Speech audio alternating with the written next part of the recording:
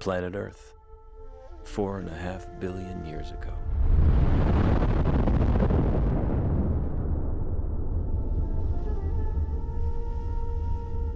A blazing sphere formed by colliding cosmic matter.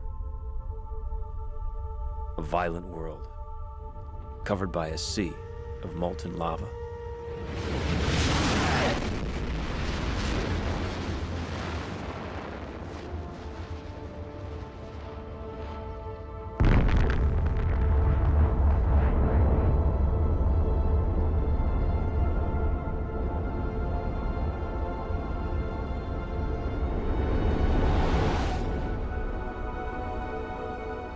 Over time, the surface cooled into a rocky crust.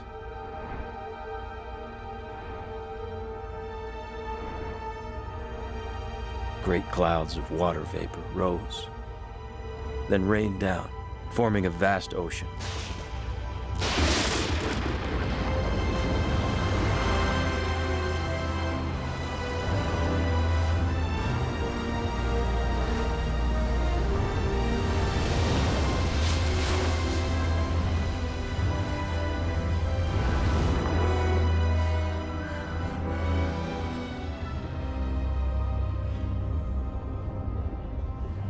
The crust fractured into huge, moving plates that shifted the emerging continents, producing the face of the planet we know.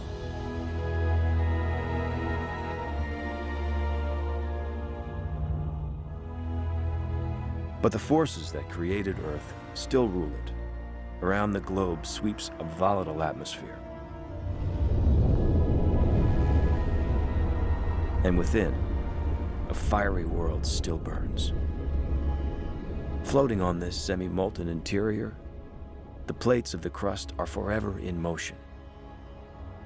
Only in a thin layer between the inner heat and the atmosphere could life arise and thrive, yet always at the mercy of these colossal forces.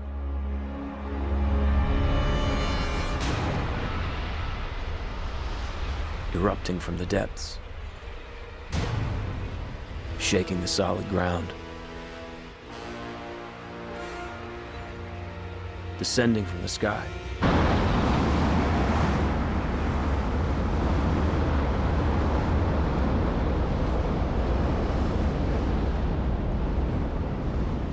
We cannot control such power, but we can use our human powers of invention and discovery to learn, to understand, and to survive.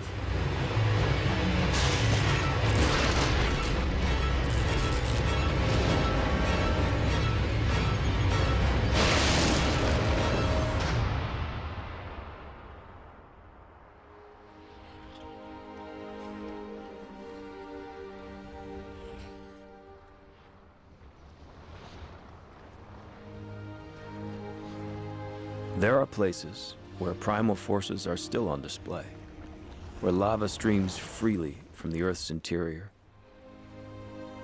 Yet these same forces can also erupt suddenly, unpredictably, with terrible consequences.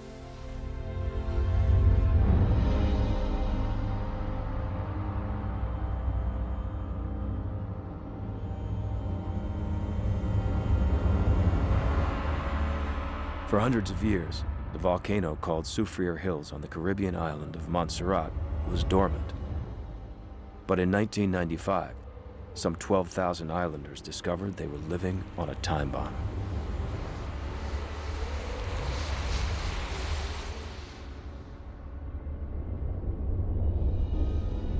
The situation has escalated.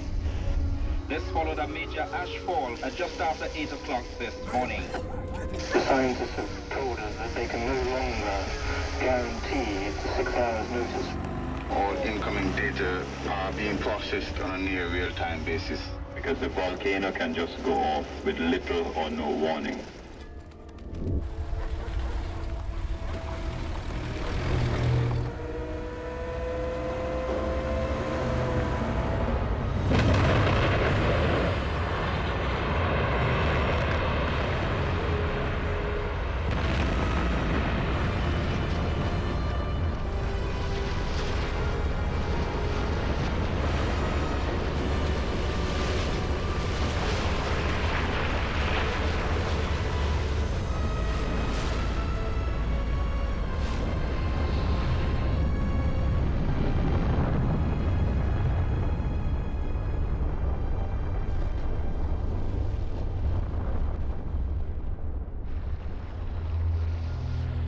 Deadly cascades of ash, gas, and lava rocks, called pyroclastic flows, raced down the mountain at temperatures as hot as 1,000 degrees.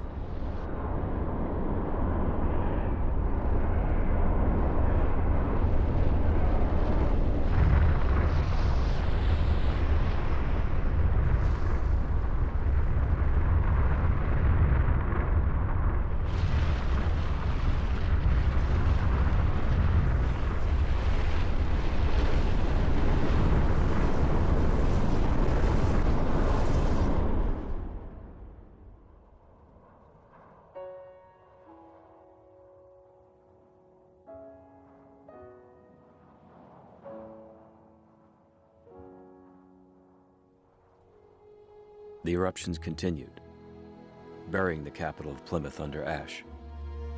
But there was time to evacuate the population of about 4,000, and no lives were lost here.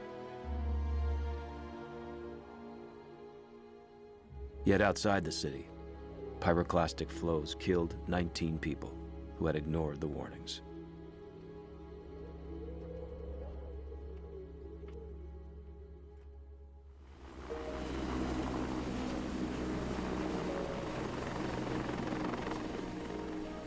For scientists, this place has become a kind of living laboratory. At the Montserrat Volcano Observatory, Dr. Marie Edmonds is part of a team from the British Geological Survey. I became a volcanologist because we know so little about these dangerous mountains, and I saw that studying them could mean better forecasts of eruptions, which could save many lives. I sometimes feel like the volcano is almost a living thing. It grows, it breathes, it even has a kind of pulse. I grew up wanting to be an astronaut or a spy, but living alongside an active volcano is just as exciting. Right now, there are signs the mountain is building towards another big event. We feel a great weight of responsibility on our shoulders, but it's difficult, trying to figure out what might be happening miles below in the crust of the Earth.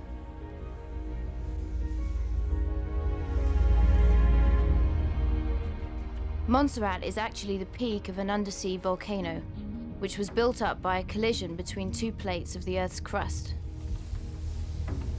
As the heavier plate plunges beneath the other, intense heat and pressures melt the leading edge into magma.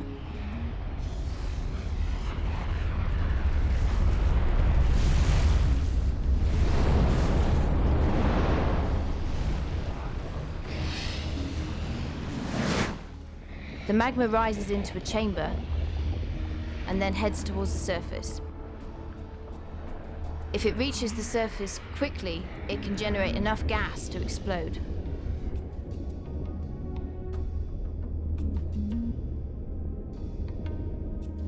Smaller explosions continued here, and during the last couple of years, thick magma has built a 500 megaton mountain above the vent, a huge lava dome.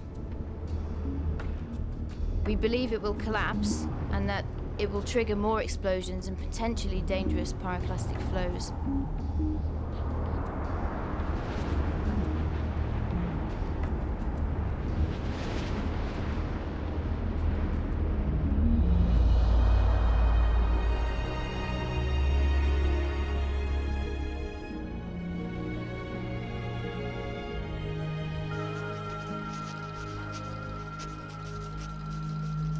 The first hint of danger comes when seismic instruments show increasing swarms of earthquakes, a sign that magma is rising, causing tremors within the volcano.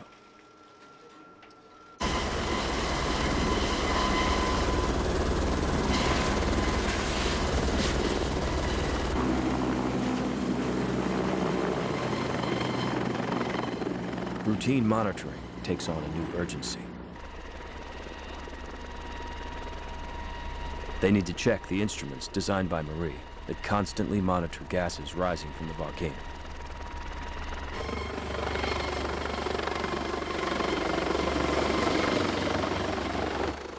We've discovered that if the volcano suddenly exhales more gas, it can mean that the activity is ramping up to an eruption.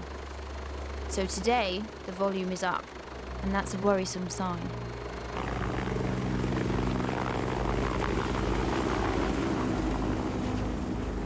Next, we have to fly as close as possible to the crater of the volcano to get more data and to evaluate the situation.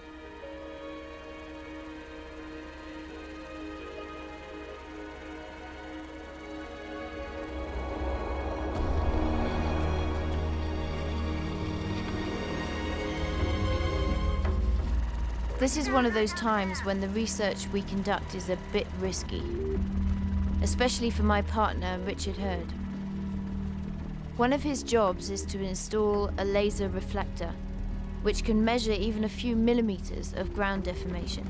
That can tell us if magma is filling the chamber below and causing the ground to swell.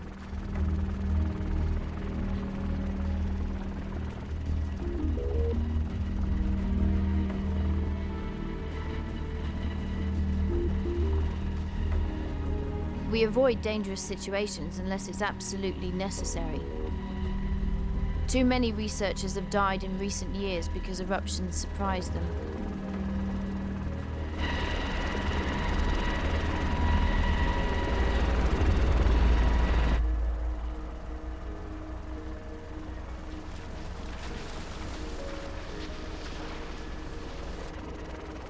All of the evidence suggests that the dome is increasingly unstable.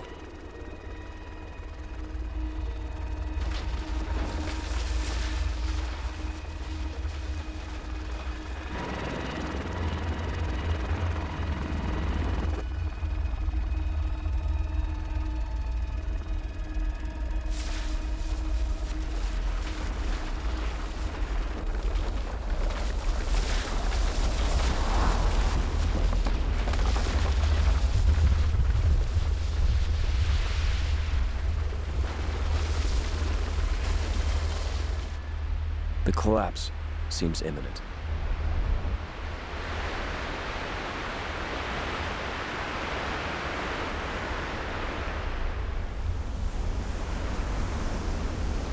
Warnings from the scientists convince the government to begin evacuations. On a July night, it happens.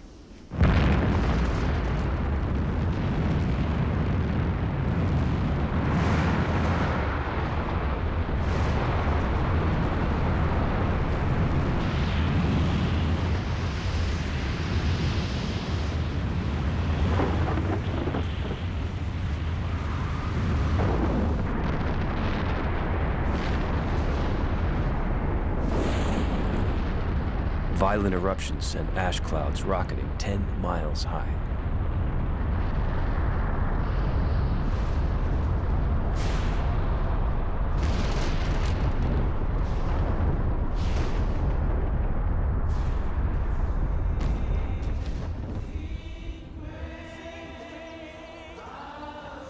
Because of the warnings, not a single life is lost.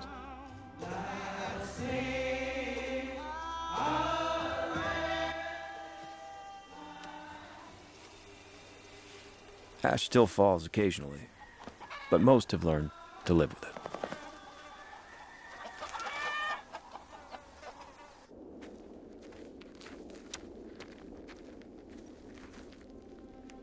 Most likely, the eruptions will pause for a while, then begin a new eruptive cycle.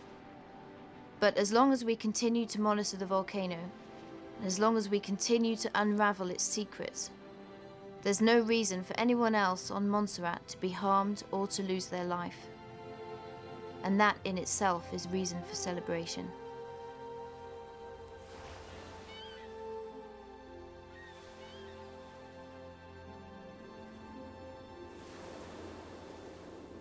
What scientists learn in Montserrat could help reduce risk for millions of people living near volcanoes around the world. But there is another kind of event caused by forces below that is even harder to predict and far more dangerous.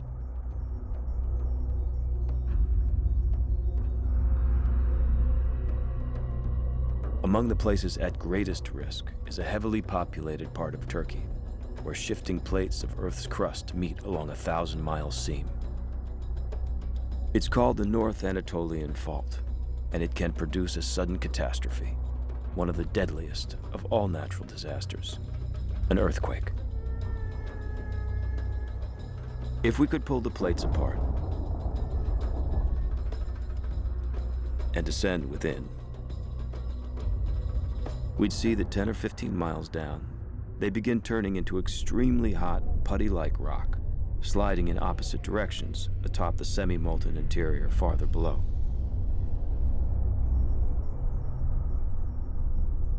Somewhere along the fault, the plates lock together, and over long periods of time, enormous pressure builds.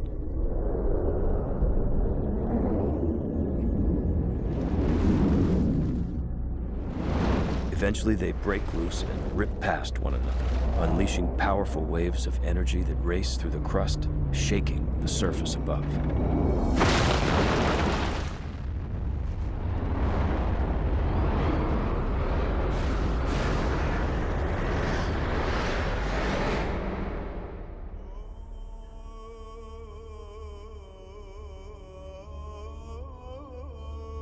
Nearly atop the fault lies one of the world's great cities, Istanbul, Turkey, which has been jolted by earthquakes across recorded history.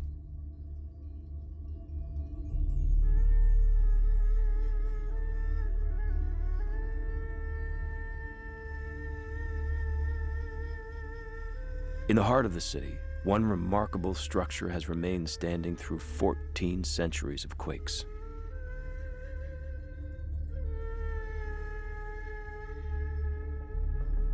The Hagia Sophia is an enduring marvel of art and architecture. But for one man, it's also a treasure house of geologic history.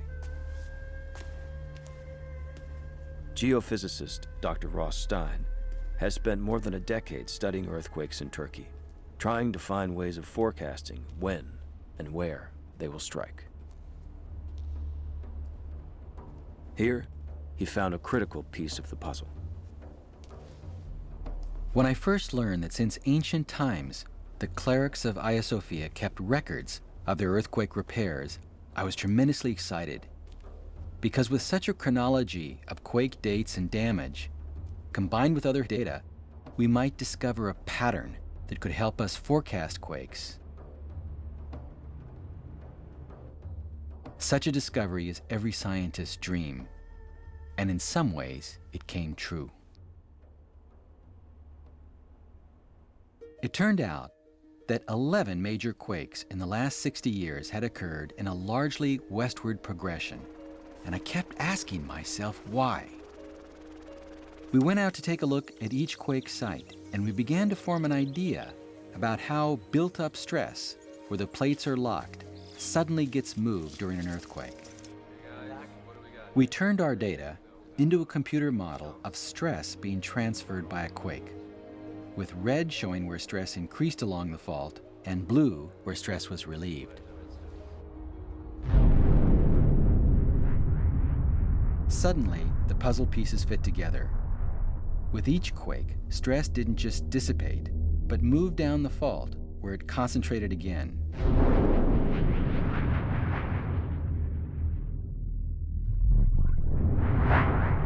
And in most cases, a major quake struck in the red zone where stress had increased.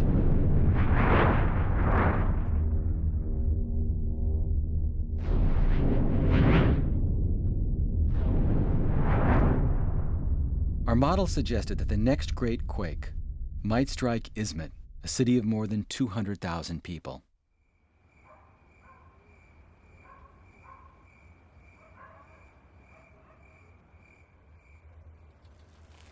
And on August 17th, 1999, disaster did strike.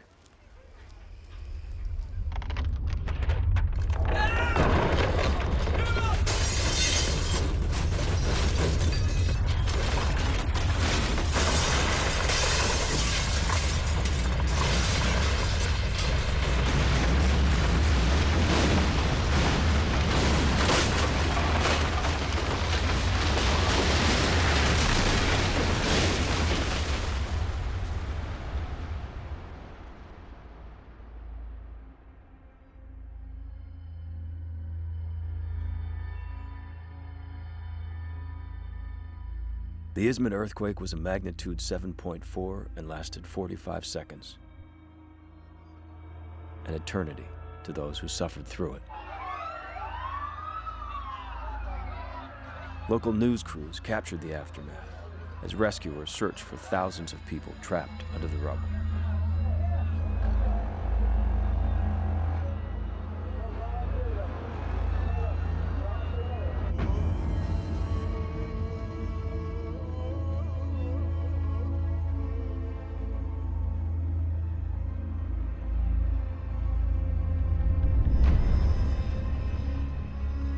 $20,000 buildings were destroyed.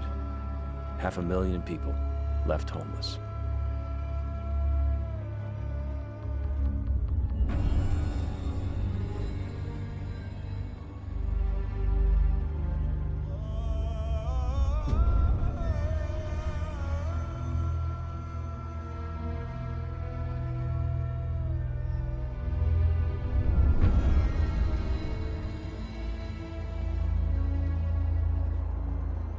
Some believe the death toll reached as high as 25,000. The real toll may never be known. The loss of life was caused in large part by substandard construction. In many places, cheaply built modern structures lay in ruins next to undamaged ancient mosques.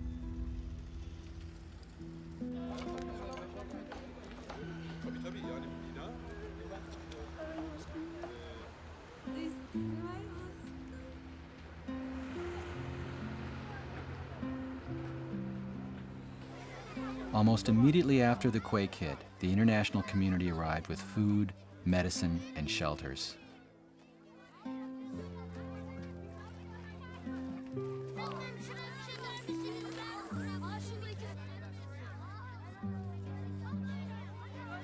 Most of the residents are choosing to rebuild in Izmit. But if the lessons we've learned here aren't acted upon, their future is not bright.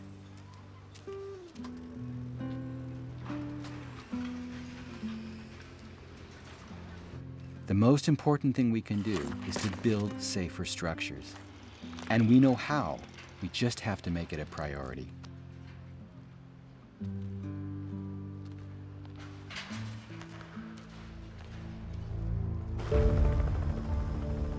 What I want to do is to improve our ability to forecast when and where an earthquake will strike. We calculate that stress has now reached a segment of the fault beneath the Sea of Marmara.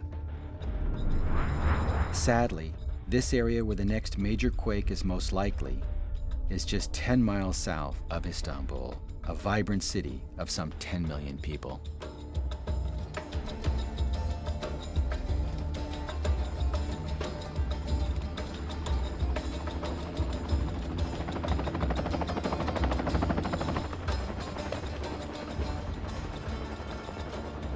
To give these millions of people a warning just before a major quake hits, seismometers have been placed near the fault segment we think is most likely to rupture.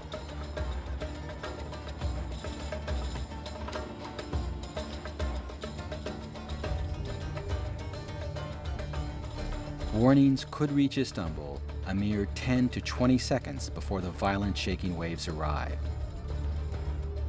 And the hope is that people will have a few moments to get themselves and their families to a safe spot.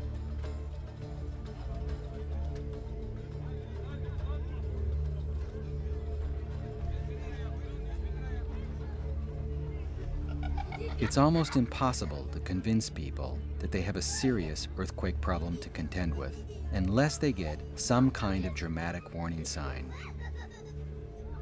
And for Istanbul, Izmit was that warning.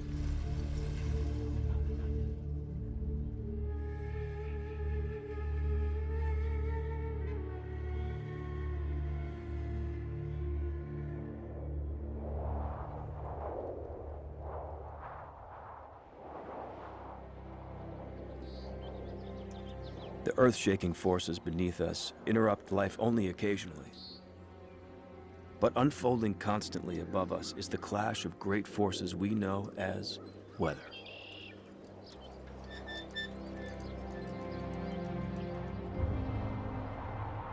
the fluid gases of the atmosphere can unleash devastating power.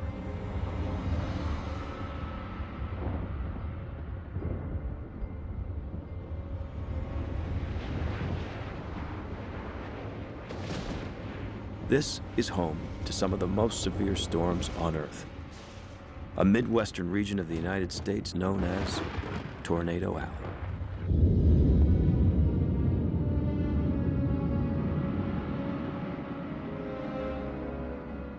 Conditions are pretty favorable for some explosive thunderstorm development. In fact, some that's going on right now. There's going to be a threat of severe thunderstorms, large hail. Storms continue to intensify. Take your tornado precautions. Do it now.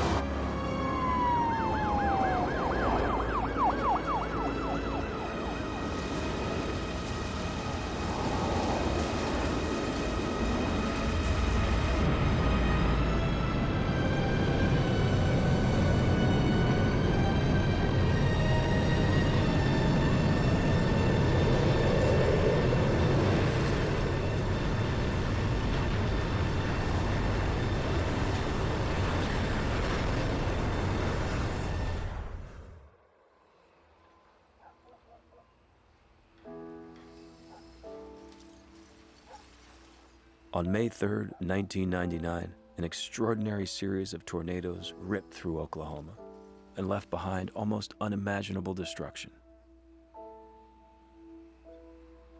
As I remember 2x4s snapping, just snapped like toothpicks, you know. Everybody says, what do they sound like? And it sounded pretty much like a freight train, but you were underneath the train. The house was gone, and I haven't found the refrigerator yet.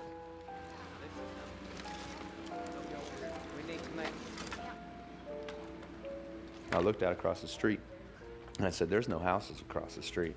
I can see until 4th Street.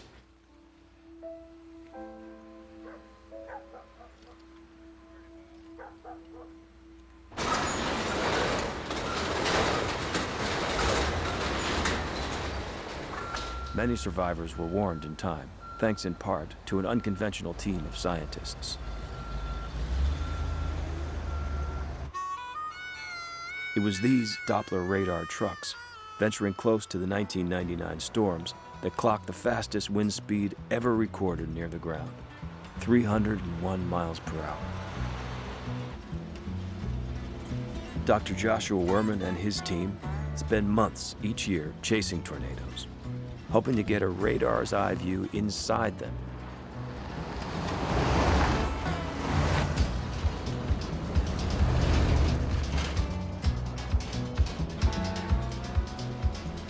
For a long time, I've dreamed of solving the biggest mystery about tornadoes, how they're born.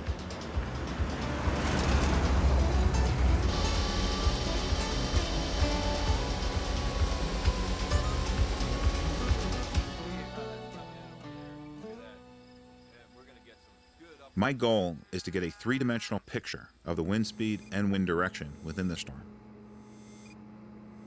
But first, we have to position our two trucks on different sides of the storm at roughly a 90-degree angle and be in just the right place as a tornado begins. We don't know exactly how a tornado starts, but we do know what precedes it. Here, warm, moist air from the Gulf of Mexico rushes upwards through cooler air, forming a thunderstorm. Some of the rising air cools and sinks, or is dragged down by rain and hail. The warm air racing in at the bottom can actually push on the higher winds aloft, sort of tilting them and forming a large spinning column. Somehow, down near the ground, between the air rushing up and the air rushing down, the spinning dramatically intensifies. The thing that fascinates me is that only some storms spawn tornadoes. If we could figure out which ones, we could warn people earlier.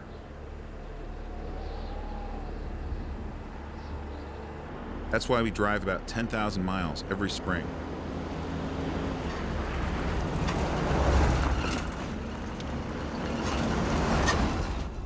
Most of the time, we miss the tornadoes. It's incredibly difficult. I've been trying for years. Apparently, the Weather Service is saying this storm is capable of producing softballs. That's 4.5-inch hail. I don't know if I buy it, but I thought I'd pass that along.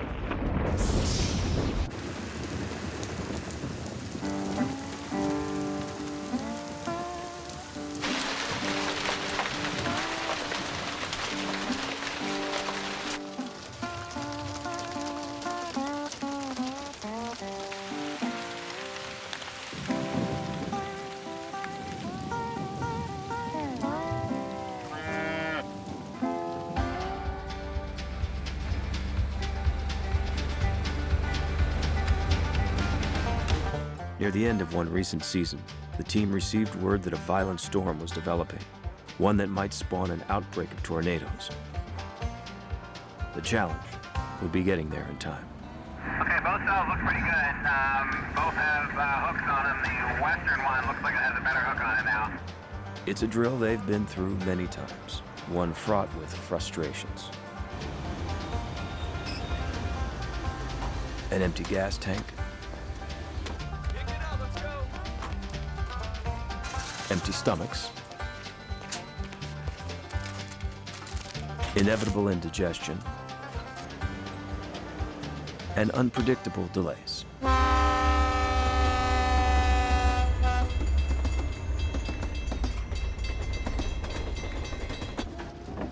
This day would prove even more eventful than usual. The shoulders are a bit muddier than I had expected. I tried to rock it back and forth, which it went backwards and is quite stuck. The storm was coming right at them. All they had to do was get unstuck.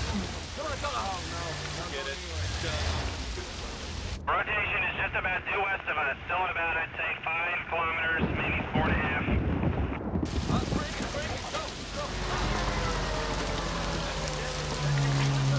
Curtis, where's the rotation relative to you?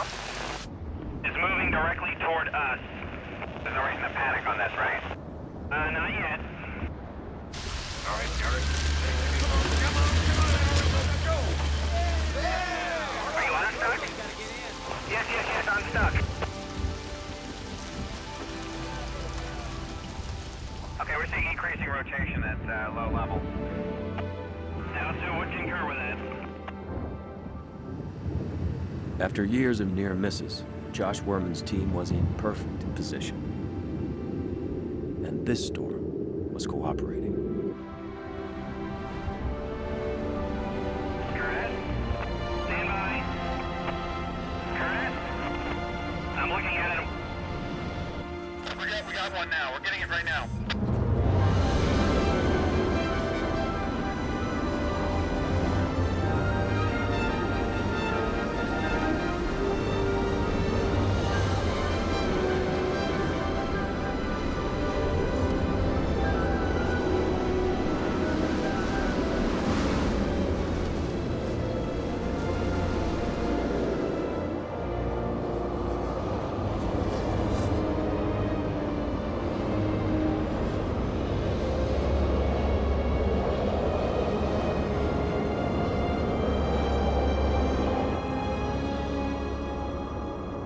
For the first time ever, the team succeeded in recording with 2 Doppler radars conditions within a storm at the moment the tornado formed. The data will take years to analyze, but it promises to help unravel the secret of how this tornado was born.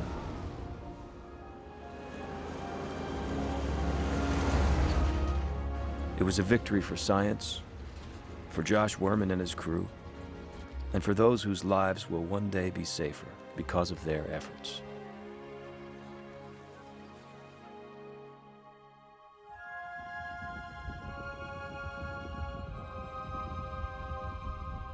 As scientists, we yearn to witness the unknown, to see things that have never been seen before.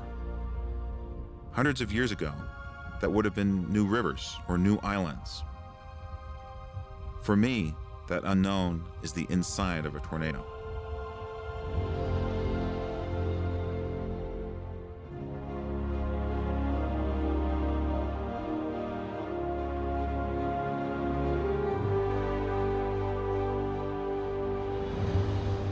Working to decipher powerful events like a volcanic eruption is really searching for patterns that will alert us when something terrible is imminent, so that every human life at risk can be saved.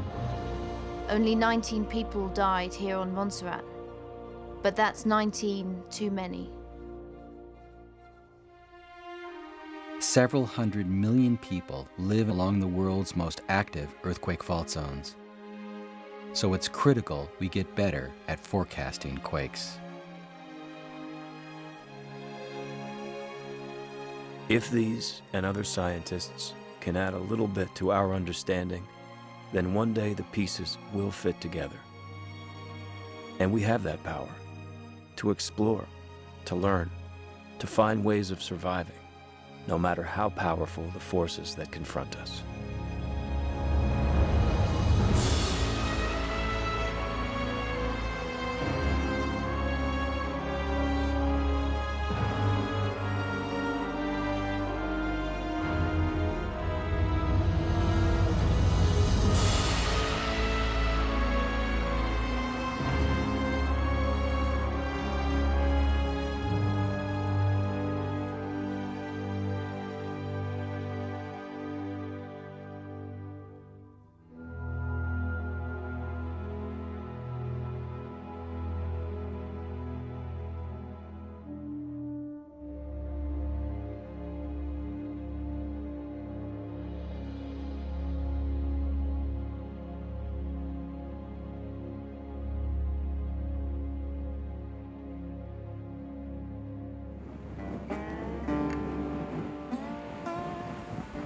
Seems we're going northeast now.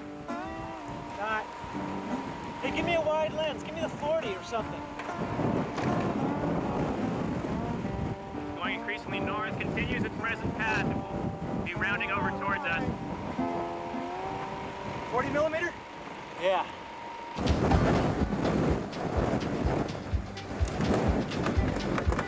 Unlock! Unlock! Unlock! Open it! Unlock it! Unlock